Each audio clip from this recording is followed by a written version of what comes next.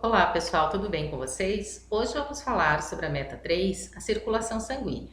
Então, iniciando essa atividade, nós vamos diferenciar os três tipos de vasos por onde o sangue circula. Então, o sangue vai circular sempre dentro de veias, artérias e capilares. Na aula passada, nós falamos sobre o sangue, as células que compõem o sangue, e agora a gente está vendo a diferenciação entre os três vasos.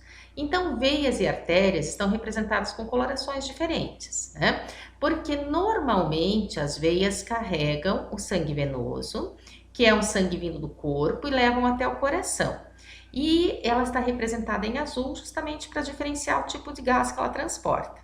E as suas paredes são mais finas em comparação com a artéria.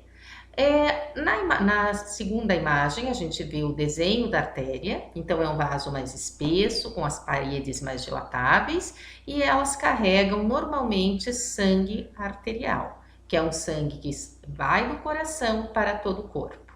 E existem os capilares, que levam sangue aos tecidos. São vasos muito fininhos, que percorrem todas as partes do corpo. Eles carregam o oxigênio às células e ligam artérias e veias. Então, qual é a função do coração? Então, já que o sistema circulatório é formado pelo sangue, pelos vasos sanguíneos e o coração, a gente vê nessa imagem um coração aberto e um coração fechado. O coração fechado, ele tem mais ou menos o tamanho do punho de uma pessoa adulta, é um órgão musculoso, está todo revestido por vasos, né, os capilares, as artérias e as veias. São vasos de um calibre grosso, né, porque estão trazendo sangue, estão levando sangue para o coração, para o corpo. E ele, na parte superior, vai apresentar dois átrios, átrio direito e átrio esquerdo, e na parte inferior, na parte de baixo, os dois ventrículos, ventrículo direito, ventrículo esquerdo. Nós temos essa imagem na página 264 da apostila. E lá ele mostra justamente as cavidades internas, dividindo o coração, existe uma válvula chamada de válvula mitral, né? E ali ele especifica bem todas as estruturas que formam o coração. Como que nós podemos definir esse órgão, então? Ele está situado dentro da caixa torácica para uma maior proteção, ele fica abrigado ali, protegido pelos ossos da caixa torácica. O tamanho dele, então, é aproximadamente o mesmo de um punho fechado. Assim como nos demais mamíferos, o coração humano apresenta 4 câmaras, sendo 2 átrios e 2 ventrículos. Então, o coração é um órgão muscular. Por meio da contração, ele contrai, dilata-se o tempo todo, né? Contrai e dilata-se, garantindo o bombeamento do sangue para as diferentes partes do corpo. Isso é fundamental, então, para que os nutrientes, para que o oxigênio chegue a todas as células do corpo. A partir do momento que deixa lá os nutrientes, vai retirar os resíduos, né, como gás carbônico, ureia, ácido úrico, e vai levar essas substâncias até os respectivos órgãos para que possa ser eliminado do corpo.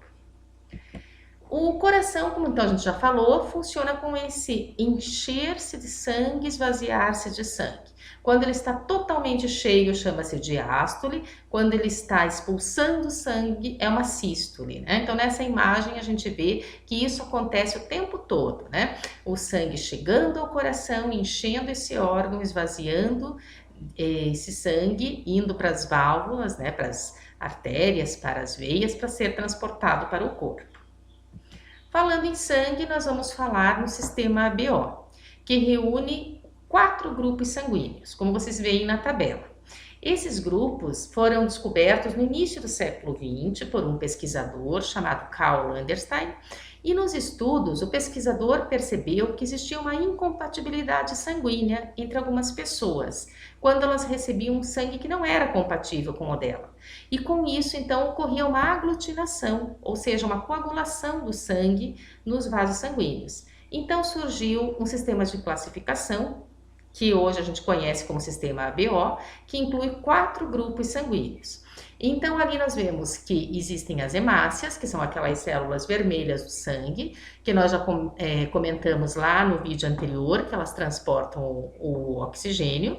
E nas hemácias tem umas estruturinhas em branco ali, que são os aglutinogênios. São substâncias que elas transportam, elas podem transportar ou não, dependendo do tipo de sangue que você possui. E na imagem de baixo nós temos os anticorpos, que ficam presentes no plasma sanguíneo, que é a parte líquida, e ali nós vamos ter 2 tipos de anticorpos, ou o tipo A ou o tipo B. E eles podem aparecer em alguns tipos de sangue ou estarem ausentes em outro, como no caso do sangue AB. Então, o sangue A, ele tem lá, nas suas hemácias, o aglutinogênio e anticorpos B. O sangue B, ele tem o aglutinogênio e anticorpos A. O sangue AB possui o aglutinogênio, mas não tem os anticorpos. E o sangue O não possui o aglutinogênio, mas tem tanto o anticorpo A quanto o anticorpo B. Para que isso vai ser importante? Para o nosso próximo tema, onde nós vamos falar nos doadores e nos receptores, as pessoas para quem eu posso doar sangue sendo de um determinado tipo sanguíneo, de quem eu devo receber sangue se eu tenho um determinado tipo sanguíneo. Tá? Então hoje nós vamos ficar por aqui. Esse vídeo vai estar disponível para vocês a partir de amanhã. E aí na quinta-feira que nós temos aula, vão estar 2 perguntas lá no Iônica para vocês responderem sobre o tema que nós conversamos. Tá? Então um grande beijo a todos e até mais.